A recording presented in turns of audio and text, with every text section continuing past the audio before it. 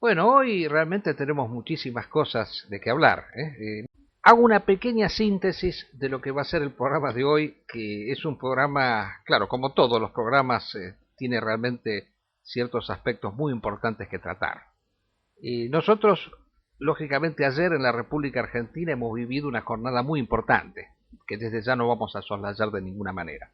Pero como este programa parte de la temática internacional, vamos a analizar primero los hechos que han sucedido en el mundo, para después, yendo de lo general a lo particular,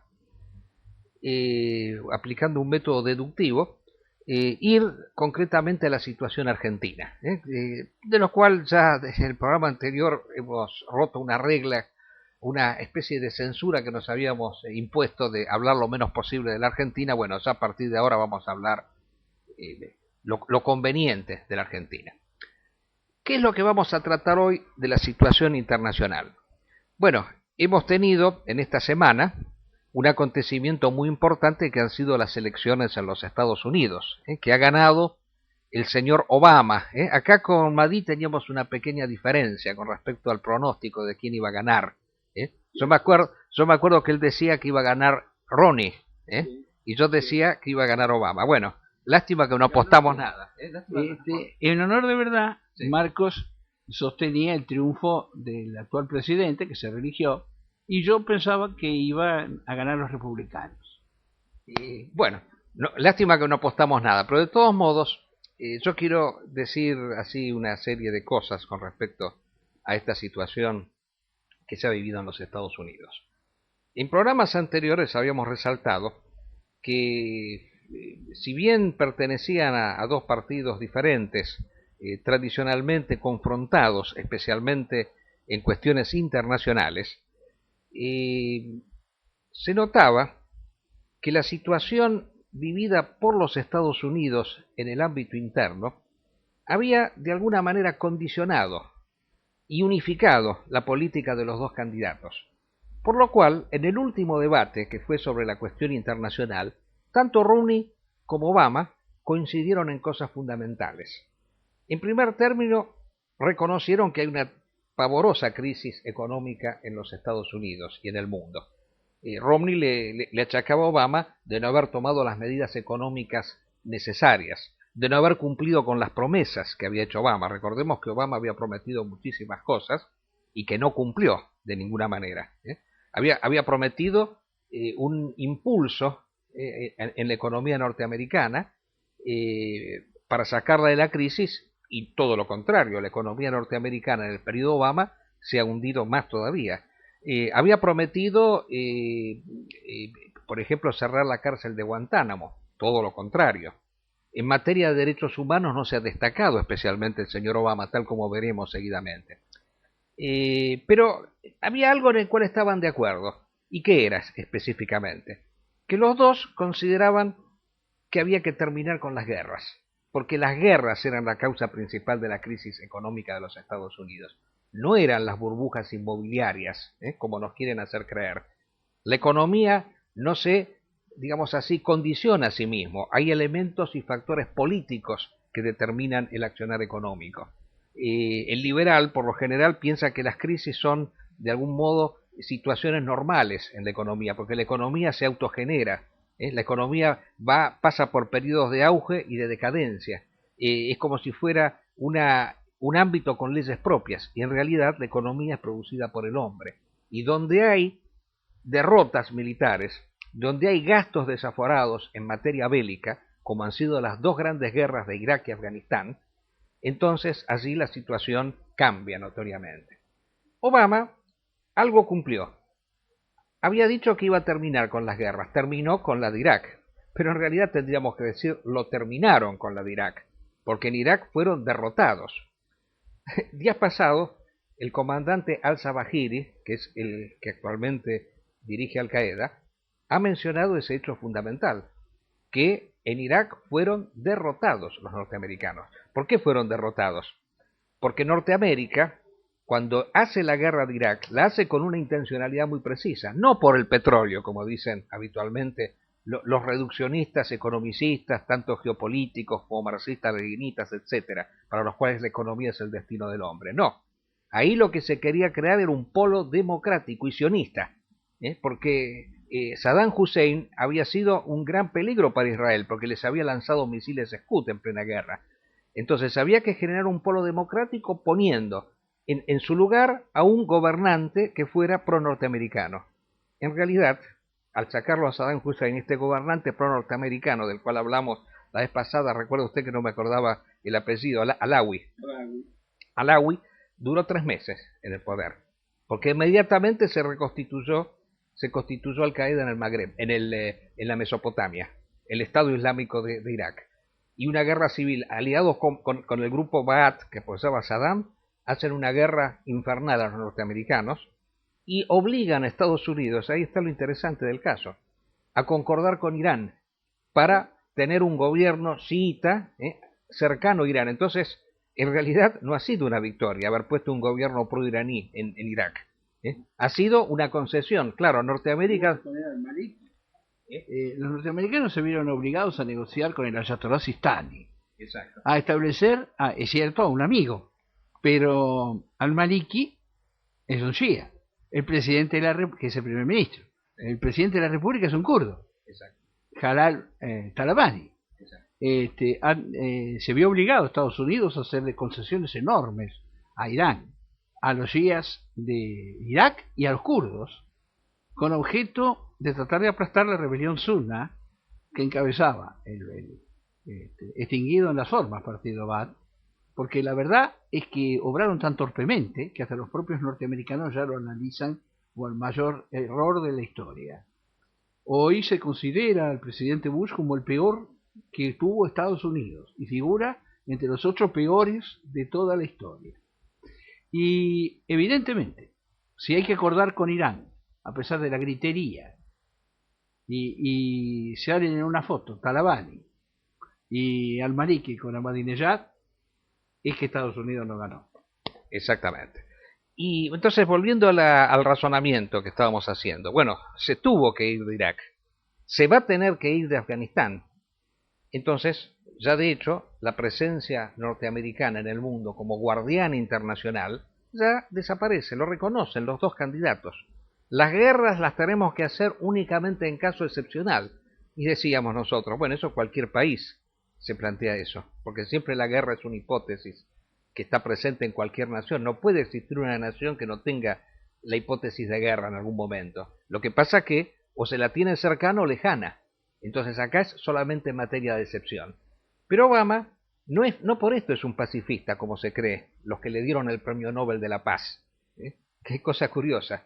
El Premio Nobel de la Paz se lo han dado a Obama cuando presidió un país que estaba en las guerras más sanguinarias y más genocidas que se han conocido en la historia. Y se lo dan al terrorismo de Estado. Exactamente, y se lo dan a la Unión Europea, que ha generado todos estos grandes cataclismos económicos que recién estamos comenzando a ver. ¿Por qué es un genocida Obama, a pesar de todo, a pesar de ser entrecomillado un pacifista? Porque Obama, además de no haber cerrado la cárcel de Guantánamo, es una persona que no, digamos así, tiene inconvenientes en aplicar procedimientos ilegales en materia internacional. Y yo quiero referirme específicamente aquí a lo que fue la muerte del jefe de Al-Qaeda, Osama Bin Laden, que es un ejemplo, pero ha habido varios, que sería largo mencionar aquí. ¿Nosotros no hemos visto acaso por televisión a un Obama con todo su gabinete celebrar el momento en el cual lo mataban a Bin Laden, que estaba prácticamente indefenso, porque había sido descubierto en su lugar y había sido muerto, cuando podía haber sido detenido perfectamente, podía haber sido sometido a juicio, pero sin embargo se prefirió matarlo? Y hemos visto cómo ellos, y lo mostraban por televisión, alborozados, festejaban ese acontecimiento. Y en segundo lugar, ¿no se ha dicho que el cadáver de Bin Laden no iba a ser enterrado para no generar un santuario, sino que iba a ser lanzado al mar? Cosa que sucedió realmente, fue lanzado al Océano Índico. Ahora nosotros nos preguntamos, en la República Argentina, los militares del Proceso, que han sido enjuiciados por eso mismo por el cual le han dado el premio Nobel Obama, matar personas indefensas y tirarlas al río.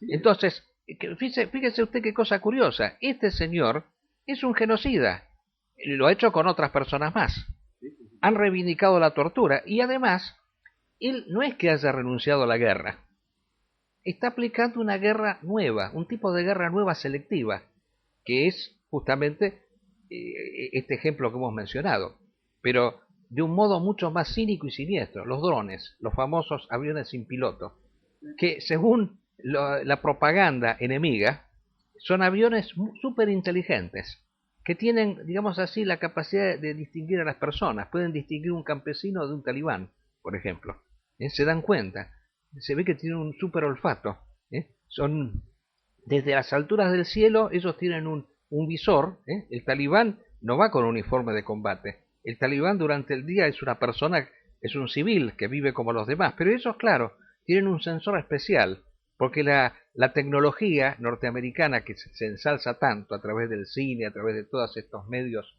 estupidizadores de conciencias, nos hace creer que tienen esa gran capacidad. En cambio, la realidad es la siguiente. Como ellos saben que el terrorismo internacional, entre comillas, que son los talibanes, Al-Shabaab, Al-Qaeda, en fin, todos los grupos islámicos radicales que se están oponiendo al poder norteamericano, están mimetizados con la población civil. Ellos dicen, disparemos contra la población civil, porque morirán 100, pero habrá un talibán que muere, entonces eliminamos un enemigo. Entonces, esto es un genocidio, lisa y llanamente. Diariamente nosotros pero exactamente, pero sin siquiera sin específica. Exacto, porque lo que diferencia a una simple dictadura de un genocidio es cuando se mata a alguien por las ideas que pueda tener. De hecho, determinados grupos políticos cometen lo que se llama politicidio, ¿no? Es decir, asesinan a personas que tienen convicciones diferentes. En este caso, las víctimas son siempre musulmanas. El juicio de Nuremberg debería alcanzar al gobierno de Estados Unidos y al de Inglaterra. Y esto es una cosa obvia que nunca va a pasar. Con los mismos criterios del juicio de Nuremberg, deberían estar en una versión anglosajona de Spandau. Pero no, son pacifistas de premio Nobel. Exacto, porque la justicia es la justicia de los vencedores y los únicos condenados son los vencidos. Esa es la realidad. Pero yo quiero hacer una reflexión final, o sea, dos cosas quiero decir con respecto a Obama. O sea, una es preguntarnos por qué ha sido votado, a pesar de que muchas de estas cosas que decimos son públicas y notorias. El norteamericano sabe que no cerró Guantánamo, a pesar de haberlo prometido, que es una cárcel del oprobio, donde había detenidos menores de edad, de 15 y 16 años, simplemente porque fueron encontrados sospechosos de ser talibanes, sin proceso, sin defensa, nada, absolutamente, presos sin juicio, en una cárcel que está en una isla, que es la isla de Cuba, que ha sido arrendada por no sé cuántos años al gobierno cubano, y ahí han hecho una cárcel especial. Y era tan vergonzosa esa cárcel que una de las consignas de Obama era cerrarla, no la ha cerrado. La crisis económica monumental que vive Norteamérica. Ahora, bien, el norteamericano ha realizado una elección parecida a la que se efectuó en la época de Roosevelt.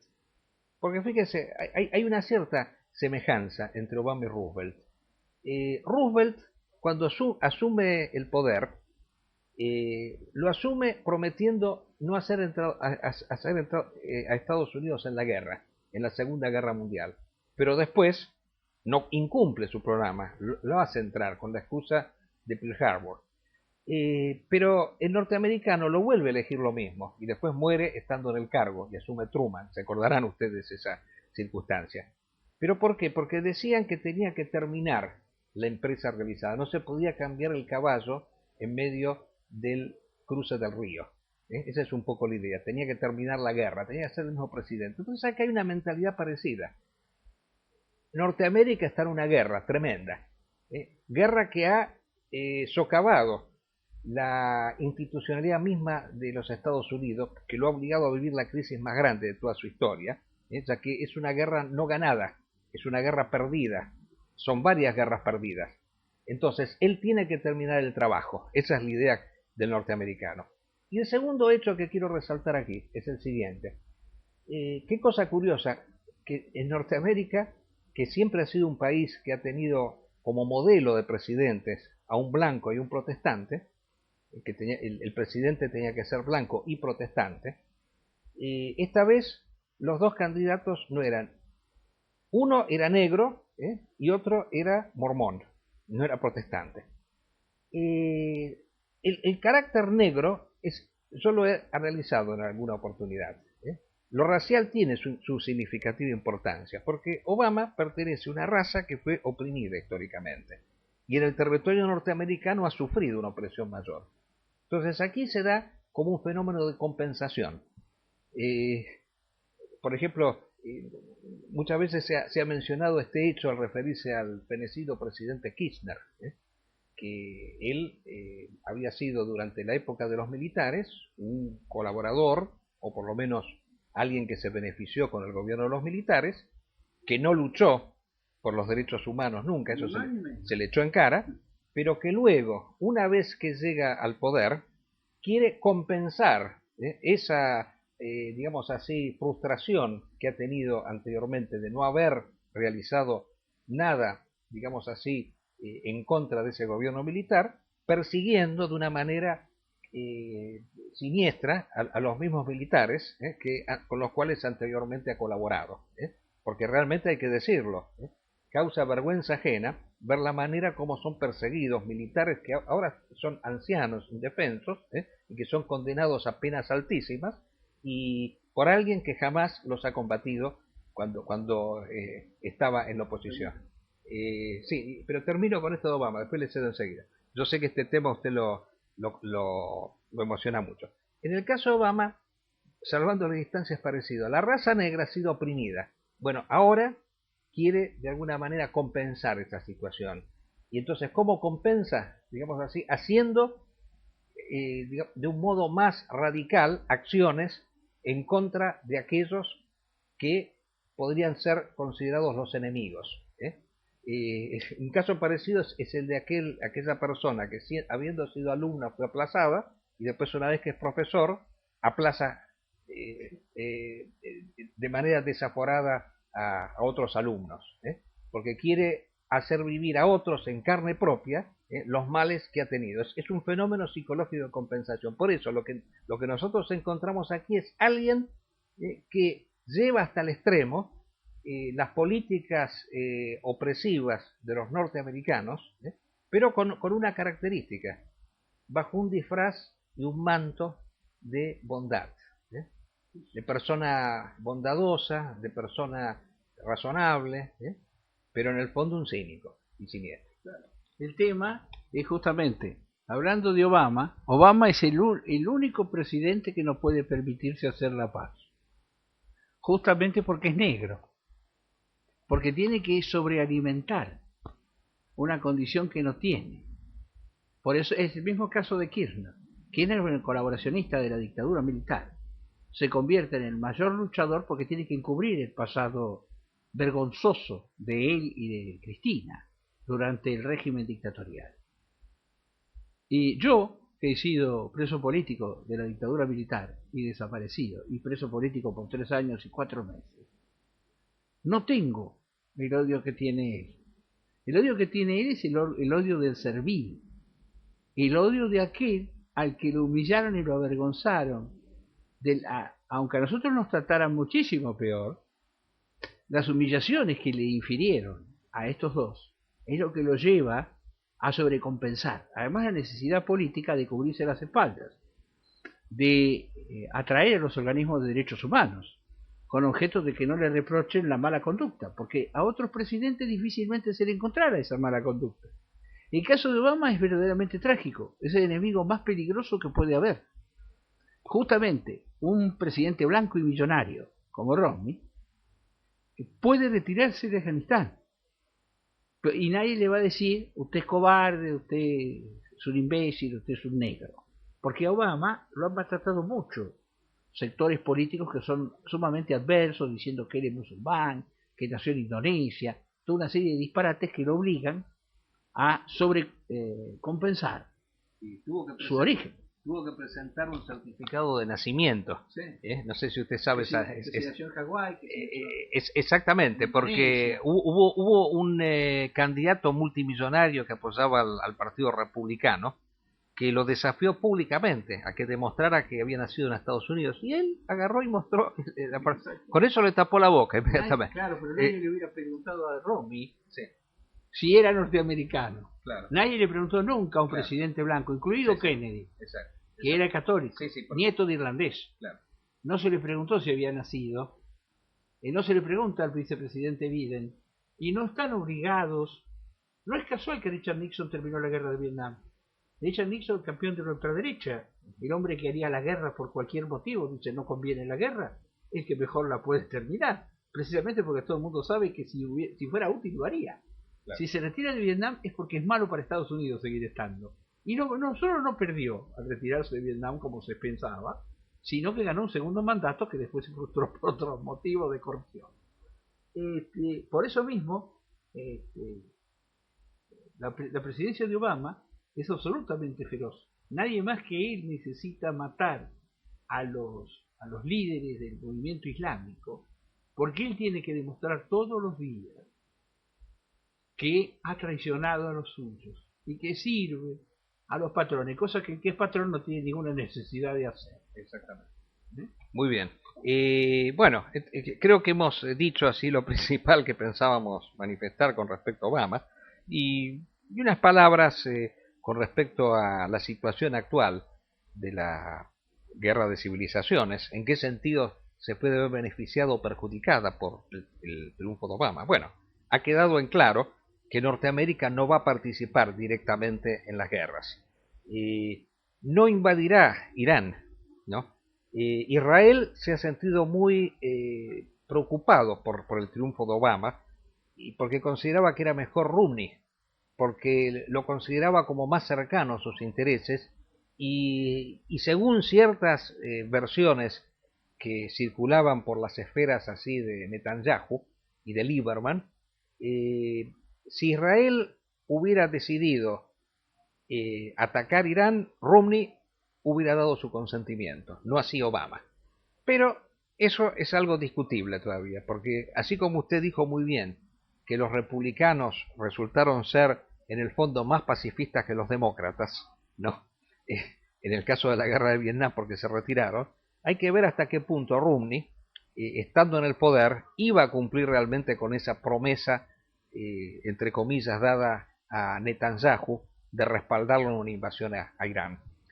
Pero, de todos modos, esto significa que si Estados Unidos no interviene, ¿se ha terminado la guerra de civilizaciones?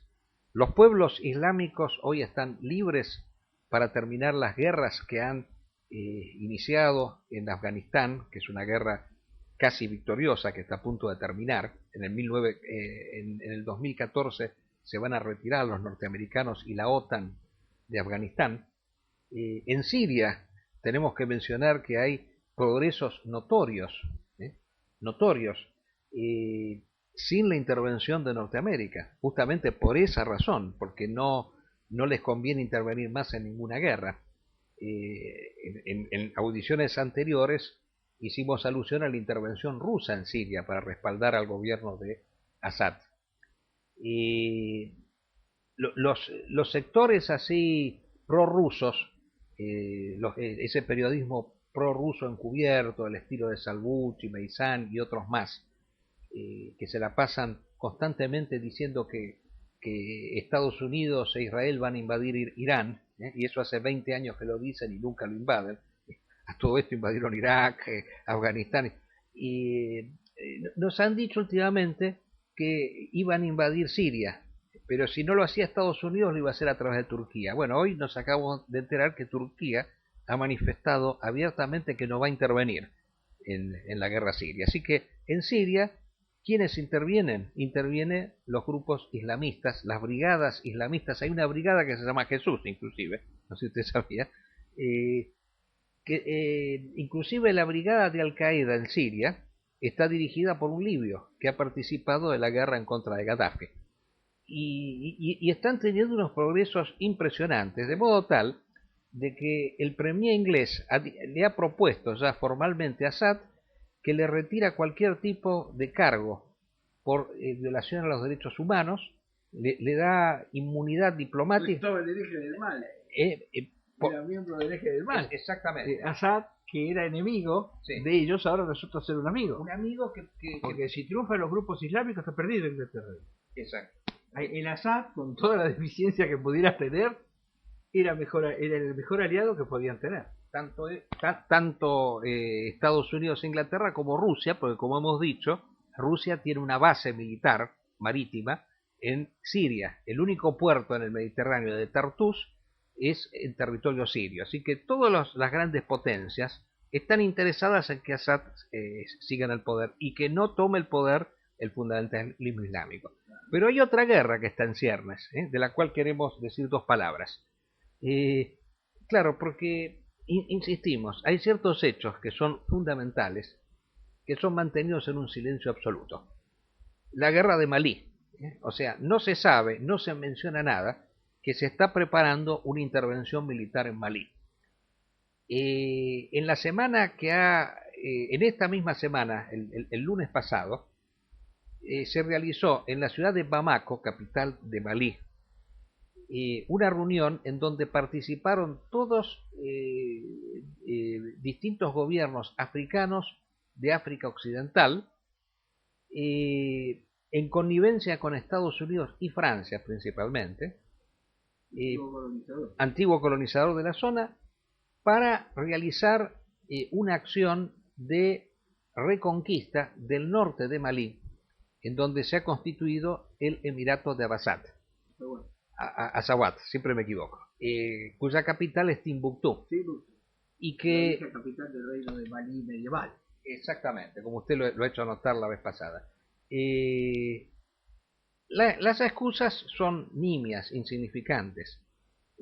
Siempre ese tema de los derechos humanos, así como mostraban para desprestigiar a los talibanes que le amputaban la oreja a las mujeres, que una mujer mocha porque no sé qué cosa hizo, le faltó el respeto al padre. En realidad eso no corresponde a los códigos islámicos eso de ninguna manera. Lo sabemos perfectamente.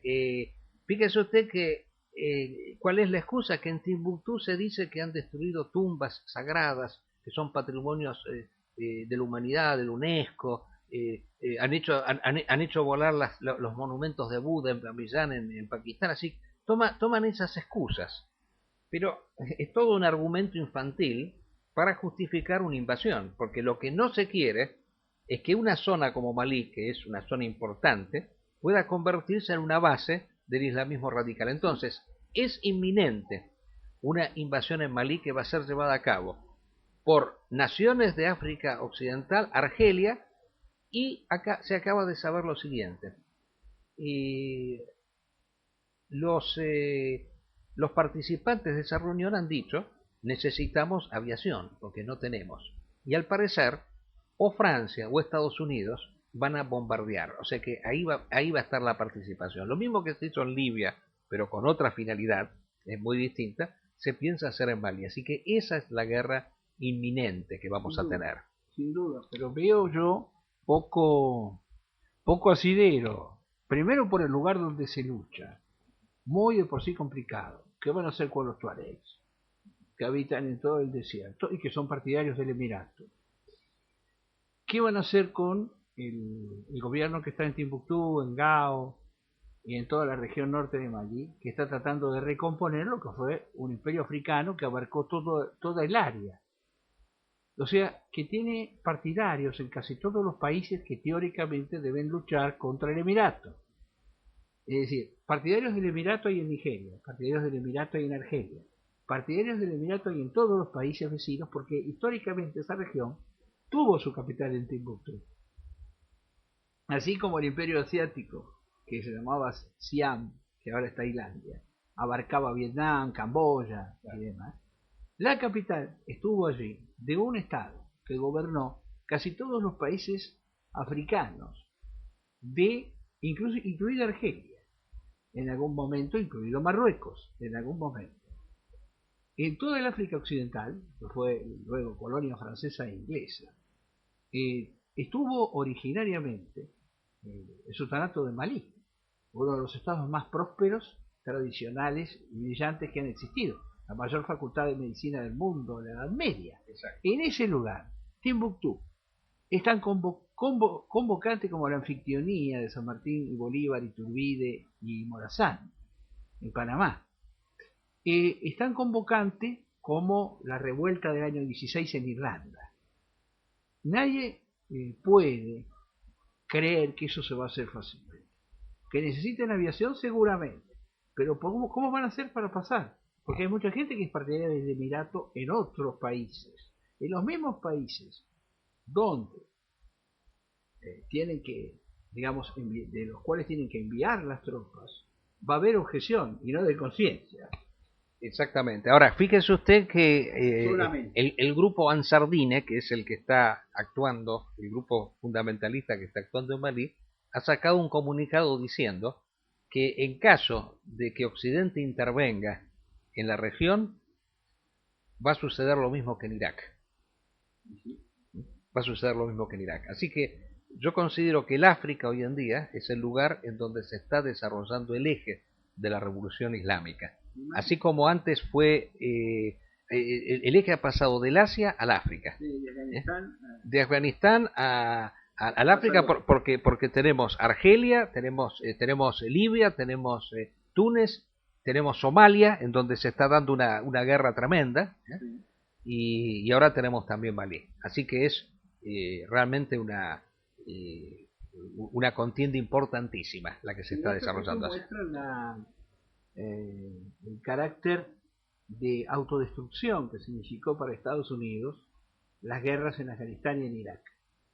El que hecho que el 75% del presupuesto sea enviado a las Fuerzas Armadas alcanza un nivel de enloquecimiento. Por eso los principios que rigen son los que usted dijo, Marcos, no es la economía, es la política.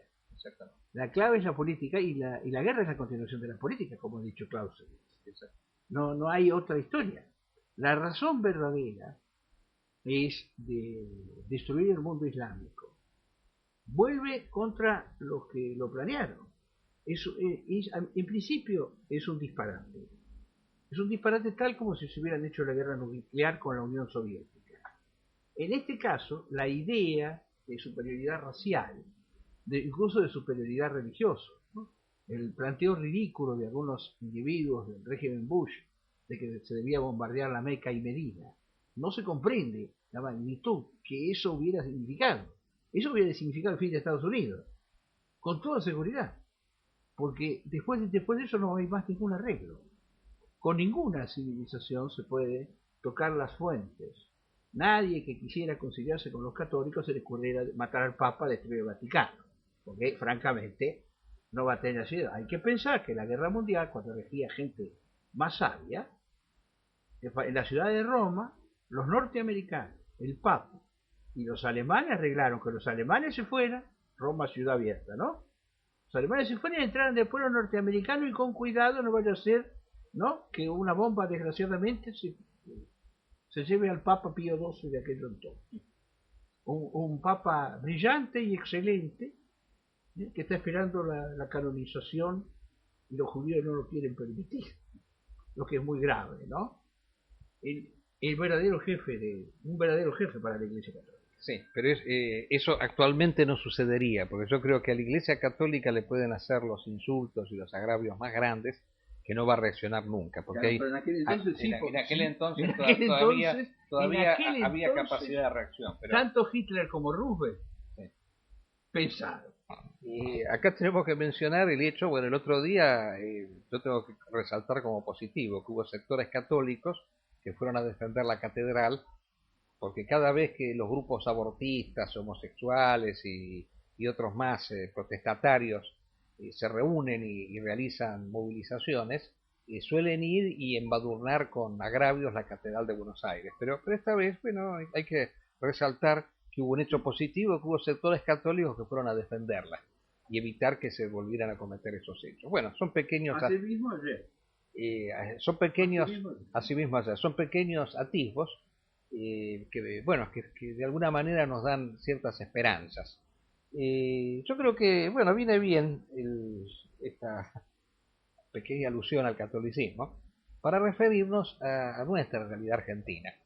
Yo voy a cambiar un poco, digamos así, las reglas de, de importancia, ¿no?, con respecto a los temas argentinos, porque cualquiera que está acá en la Argentina, que el tema excluyente es el conflicto que hay entre el gobierno y la oposición, o el conflicto que hay entre los que se movilizaron el día de ayer y los kirchneristas. Pero yo pienso que hay un hecho más importante que todo esto, que es el que conmueve todo y que, digamos así, en cualquier momento puede llegar a eclosionar. Y son acontecimientos que, bueno, una inteligencia política tiene que ser capaz de percibirlo.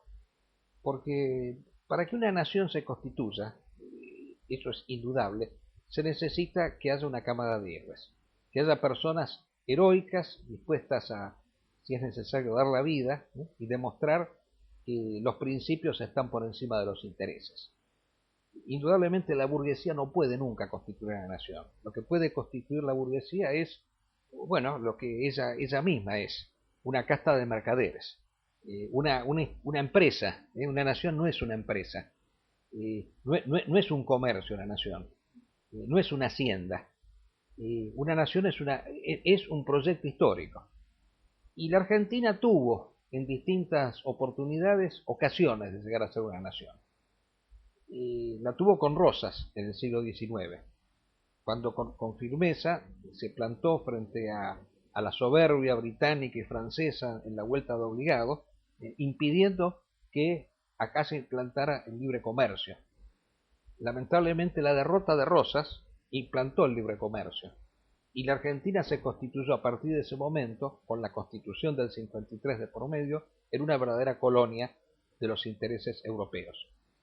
Pero tuvimos en el siglo XX una ocasión, fallida lamentablemente, que fue la Guerra de las Malvinas. La Guerra de las Malvinas, sin lugar a dudas, ha sido el acontecimiento fundamental del siglo XX. Y esa guerra, que tuvo una intencionalidad sólida en cuanto a los principios, y fue una causa noble, vivida por gran parte de la población, yo diría la inmensa mayoría de la población. Los políticos, entre los que yo me contaba, sí, todos apoyamos la guerra de Malvinas. Bueno, exactamente. Porque primero la patria, sí, después el movimiento, y último los hombres, como dijo el general. Bueno. Primero la patria. Nosotros estábamos presos, 500 presos en Rawson, escribimos al presidente Galtieri, a fin de apoyarlo en la lucha contra el imperialismo, y hasta nos ofrecimos voluntarios para ir a pelear. Él nos agradeció por carta, se declaró orgulloso de sus presos políticos. Nosotros le enviamos otra carta, que no fue contestada, en la cual le hicimos ver que más que presos políticos le conveníamos como combatientes para pelear contra los ingleses y los norteamericanos y otros enemigos que también andaban por allí. Pero no nos contestó, no nos entendió. Bueno, de todos modos, la causa es correcta siempre. Bueno. Es correcta hasta si la dirige Cristina. Sí, yo creo que Cristina nunca va a dirigir una causa así. Yo también creo que no. Pero aún como veremos va a ser imposible. Pero de todos modos, sigamos con lo de la Guerra de las Malvinas. O sea, fue una decisión correcta desde todo punto de vista. Fue correcto porque se eligió el momento adecuado, cuando Inglaterra no tenía una defensa suficiente en las Malvinas. Fue correcto porque se convocó a la población detrás de consignas de gran contenido y valor histórico para la Argentina. Y además porque lo principal de todo era que el enemigo que se había elegido era el enemigo adecuado. Inglaterra representaba la nación capitalista, burguesa, la que nos había inculcado ese espíritu que triunfó en Caseros tras la derrota de Rosas. Entonces, hacer frente a Inglaterra era regresar a la tradición raigal de nuestra patria. Y esa guerra iba profundizando cada vez más, hasta que sucedió un hecho que lamentablemente pronunció el final de esta guerra, el final infausto. Al mes de que la guerra se hubiera desencadenado, fue hundido el crucero General Belgrano. Recordamos ese hecho que nos impactó a todos y que se dijo que fue fuera de la zona de exclusión. Al parecer ese crucero se cometió ese gran error de creer en la palabra de los ingleses que iban a atacar solamente en la zona de exclusión.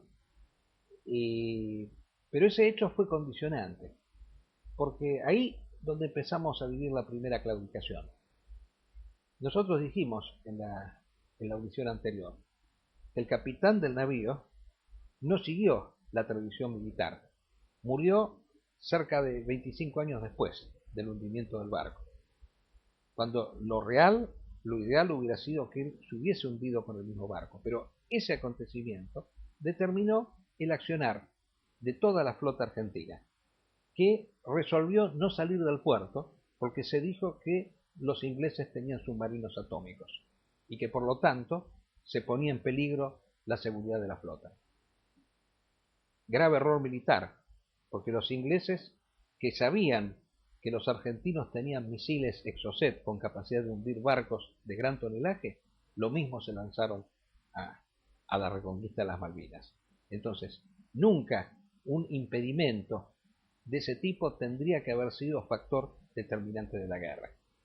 Y ese espíritu derrotista, lamentablemente, prioridad de la vida, es el que ha dado como consecuencia la democracia que hemos vivido después. La democracia argentina es la consecuencia de la derrota de Malvinas, porque esa idea de que la vida vale más que el heroísmo y que el honor, eso fue lo que se demostró en esa circunstancia, que fue el preanuncio de la vergonzosa rendición del general Menéndez en Malvinas, que fue vergonzosa desde muchos puntos de vista. Porque, en primer lugar, que en las Islas Malvinas eran dos grandes islas, la isla Soledad y la isla Gran Malvina. Y el general Menéndez y los ingleses atacaron solamente la isla Soledad, y la Argentina tenía fuerza en las dos islas.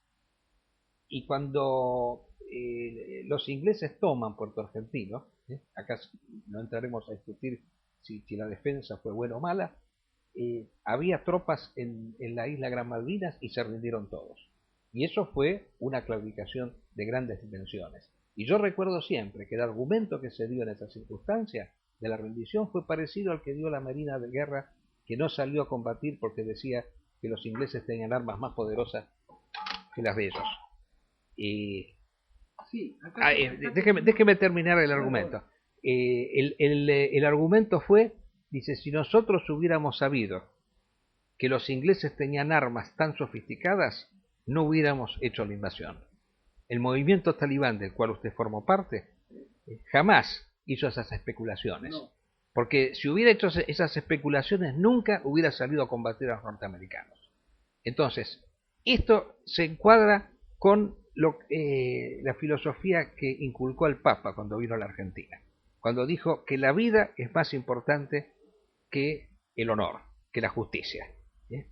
Primero la paz, hay que luchar por la paz. No, hay que luchar por la justicia, por la victoria. Esa tenía que haber sido la consigna. Bueno, la historia, no sé, ¿usted quería decir algo más de Malvinas? Sí, pues yo quiero llegar ahora el hecho de combatir a media máquina, o no combatir, es curioso el planteo de las Fuerzas Armadas argentinas. Los guerreros, y esto es natural incluso entre las sociedades más viles como Inglaterra y Estados Unidos, a nadie se le ocurre que los militares no están para morir. A nadie se le ocurre que un guerrero no es alguien para morir. Ahora, claro, aquí no hay guerreros, hay soldados. Soldado quiere decir mercenario, un individuo que recibe sueldo. La idea de soldado es un error. En realidad debe ser llamado guerrero. Un guerrero sabe que tiene que morir. El guerrero, por supuesto que aspira a triunfar. Por supuesto que se aspira a ganar. Por supuesto que, como dice el Corán, se aspira a que gozar del botín, que es el triunfo del Islam, ¿no es cierto?, simbólicamente, a obtener la victoria y a celebrarlo de la mejor manera. Pero el guerrero está dispuesto a morir, y por eso es que es tan fuerte, porque está dispuesto a morir. Si de lo que se trata es de preservar la vida de gente cuyo objetivo es entregarla al servicio del honor, del coraje, de la patria, si la gente es así, no va a ganar nunca ninguna batalla, por una razón, porque desde el inicio está todo equivocado.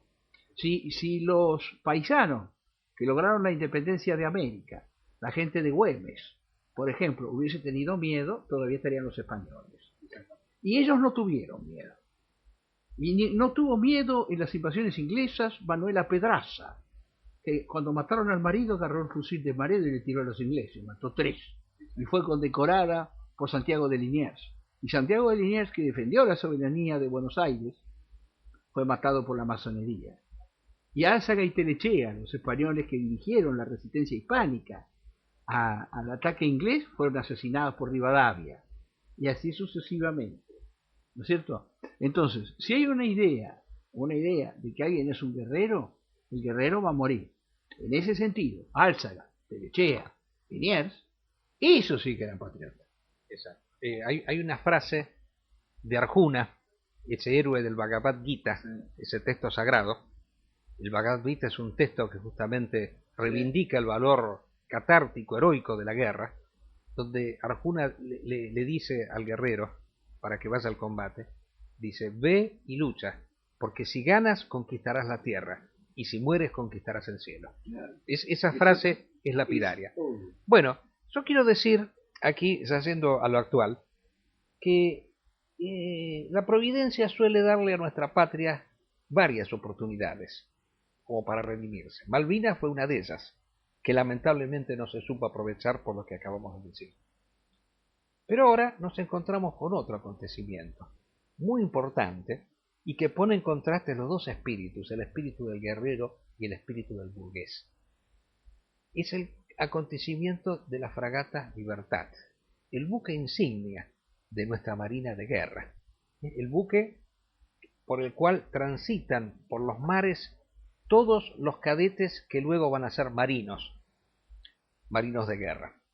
Bueno, esta fragata, como hemos mencionado en la audición pasada, ha sido embargada en un puerto de Ghana, una república de segunda categoría, o de cuarta, no sé en qué categoría ponerla, porque es de muy escaso nivel. Sí, un estado liberal en África. Un estado liberal en África. Es casi vergonzoso. Es casi vergonzoso, visto con el valor, con el valor heroico de los africanos, con el sufrimiento terrible que es la devastación que sufrieron para la esclavatura, con millones de africanos arrancados de su tierra para servir a los europeos en otra parte, con gente que ha dado tantas muestras de heroísmo, es francamente vergonzoso. Es vergonzoso. Bueno, y ahora fíjense ustedes que acá hay toda una cuestión, ¿no?, con respecto a este navío.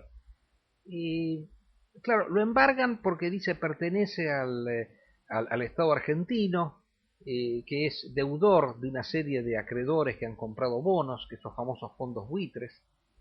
Y bueno, a nosotros nos llama la atención, en primer lugar, la manera, cómo se ha frívola, cómo se ha tratado este tema, ¿no?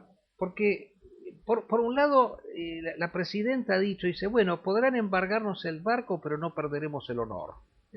Bueno, eso ya es una vergüenza, pero absoluta.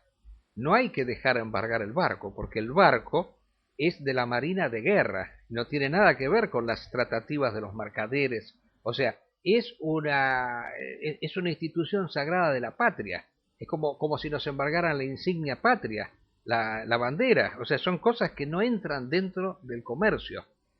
Entonces, nosotros mencionamos que, no, y otro hecho que también ha resultado ser grotesco, el jefe del fondo buitre, de apellido Singer, debe ser de las máquinas de coser Singer, ha dicho, casi en tono burlesco de esta imbecilidad que ha dicho la presidenta, dice, en realidad, dice, no nos interesa ese barco, dice, porque es demasiado grande para hacerlo navegar por Long Island, ¿no? Ahora, una vez se pregunta, dice, ¿y los marinos qué dicen a todo esto? El capitán de ese barco, ¿qué dice a todo esto? ¿Cómo puede aceptar este manoseo de un barco que sea utilizado como prenda por parte de mercaderes, de usureros y de políticos inescrupulosos? Y la semana pasada leímos una carta de un capitán que le sugería al capitán actual que saliera a navegar, que rompiera el bloqueo, ¿eh? O sea, que no aceptara que el barco fuera tomado por los banqueros. Bueno, hoy nos acabamos de enterar de un hecho realmente, digamos así, prometedor, importante. Resulta ser que el gobierno de Ghana quiere que el barco se corra del lugar donde está. Dice, porque a pesar de tenerlo retenido, ocupa demasiado lugar y lo quiere poner en otro lugar para permitir el tráfico marítimo de ese puerto porque le está generando grandes pérdidas. Entonces solicita que se corra. Por primera vez, el capitán del barco manifestó que no está dispuesto a mover el barco de ese lugar, no está dispuesto a acatar órdenes. Entonces, ¿qué ha sucedido? Trataron de ir con un medio de transporte para desplazarlo por la fuerza. ¿Y qué ha sucedido hoy? Que los marinos se resistieron con armas en la mano, ¿sí? Y obligaron a estas personas de Ghana, les quitaron las ganas, haciendo una analogía con la palabra, las ganas de hacer esa cosa. Bueno, esto es un hecho, digamos así, auspicioso. ¿Sí? Ojalá que sea continuado, porque la nación, ¿qué necesita? Una patria. Necesita de héroes. Estamos así postergados porque no tenemos héroes. El verdadero político es el héroe. No es el mercader, no es el burgués, no es el que resuelve las satisfacciones del vientre, las necesidades del vientre. No es el que reparte, como los políticos actuales, y que al mismo tiempo embolsa, sino que es el héroe. Y además, embolsan mucho y reparten poco. Y reparten poco. En verdad, ¿no? Porque ahora, ha habido quien ha repartido, sí, y sin embolsar. Exacto. Y ha habido quien ha repartido embolsando. Pero ahora embolsan solamente. Ahora embolsan solamente. Y reparten migajas. Sí. Tanto como para que los voten, digamos así, especialmente cuando hay periodos de elecciones de por medio. Bueno, este es un hecho auspicioso. Y yo creo que se vincula con lo que nosotros queríamos mencionar hoy, de esta movilización que ha habido ayer.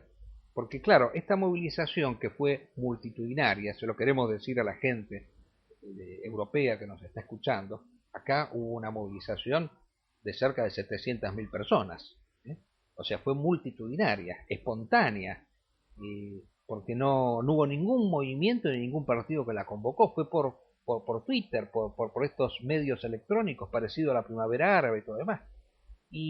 Pero claro, los políticos, especialmente del gobierno, con su vanidad habitual, han dicho, ¿y qué proponen? ¿Qué proponen en cambio? No están contentos con nosotros, pero ¿qué proponen en cambio? Es que en realidad ellos no tienen que proponer nada, tienen que expresar simplemente el descontento.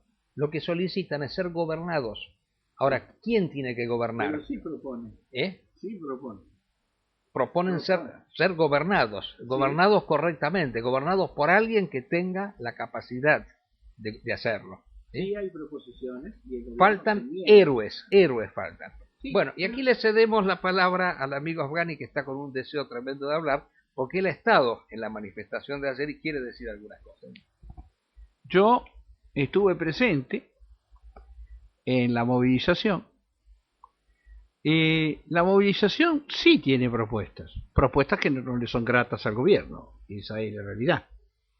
Que se termine con la reelección, que funcione la justicia, que no haya inseguridad, que no haya inflación, que se le pague el 82% a los jubilados, que se pague la asignación por hijo, la asignación por escolaridad, que se pague, sin ir más lejos, se elimine el mínimo no imponible, que hace que gente que gana 6.000 pesos cotice como si fuera un patrón.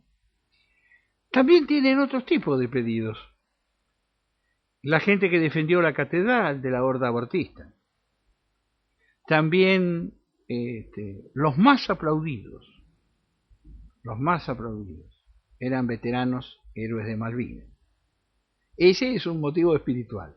Otro, recuperar la fragata, porque todos los manifestantes, que son de las más distintas opiniones y de las más diferentes ideas, y con una cifra que a mi parecer es todavía mayor que la que se dijo, están pidiendo en toda la República que el gobierno, entre otras cosas, rescate a los marinos, que uno de los estandartes más comunes era respeto. Lo que decía la población, y esto no son cuestiones materiales, son cuestiones de naturaleza espiritual, respeto, respeto, porque entiende que el gobierno no lo respeta, que el gobierno se burla, que el gobierno es un grupo de gente. una pequeña acotación de lo que ha sucedido el día de hoy. La presidenta Cristina, ¿no? Se ha referido en términos, yo diría, groseros, para decirlo de manera leve. Dice que estas personas no entienden un cazzo, dijo, usó la palabra cazzo. Ahora, que una presidenta use ese término, a lo mejor el público argentino o de otros países de habla hispana no sabe lo que significa cazzo, que es un término italiano. Cazzo es el término con el cual se califica vulgarmente el órgano sexual masculino. Ahora, que a ella no le importe un cazzo, bueno, es un problema personal de ella si no le interesa más el cazzo. Pero no puede estar agraviando así a la gente, y menos una presidenta, que utilice esos términos. Sí, el hecho que una mujer haga un acto y en el acto participen violadores y en su acto participe un femicida, un sujeto que prendió fuego a su mujer, y que vaya a aplaudirla, en verdad es inconcebible. Gran parte de los integrantes del acto, que eran mujeres y jóvenes, porque acá se da por sentado la mentira oficialista de que los jóvenes son partidarios. Los jóvenes en cantidad estaban en el acto. Había obreros, había jubilados, había jóvenes, muchísimas mujeres que repudian ciertamente la conducta de Cristina. La expresión soez no va a cambiar la realidad de la oposición de esta gente. Cabe también decir que los líderes de la oposición política, que son bien mirados por los manifestantes, con excepción de uno, al que encuentran muy próximo a la presidenta, que es el intendente de Buenos Aires, Mauricio Macri, en general los dirigentes políticos de la oposición tienen buen concepto de la gente los recibe, muchos estaban, los saluda, y en general los aprecia, pero considera que todos ellos, no obstante tener buen concepto de ellos, no son aptos para enfrentar esta situación. El pueblo está llegando a concluir que este sistema no sirve, que este sistema no es solamente Cristina, es el sistema el que no sirve. Hay mucha gente que entiende que el sistema no sirve. Y no es que solamente Cristina no sirva. Por supuesto que Cristina no sirve, pero el sistema no sirve. Bueno, hemos llegado al final del programa. Ha sido muy sustancioso los temas que hemos tratado. Claro, quedarían muchas cosas más por decir, pero en fin, cada uno en su casa reflexionará por su cuenta, y desde ya, en aquello que hemos podido ayudar, estamos encantados de haberlo hecho. Quedamos entonces para el próximo viernes, siempre a la misma hora, esperando que contemos la próxima vez con el amigo Matías, que haya ya terminado la inundación de su casa. Acá, de paso, comentamos que hubo un calor infernal acá en Buenos Aires en esta semana, que es algo totalmente inédito en esta época. Evidentemente hay cambios meteorológicos producidos por todas estas contaminaciones del medio ambiente. Bueno, me despido. Acá se despide el amigo Dani. Sí. Yo también saludo a todos. Que Alá los proteja y los colme de bendición.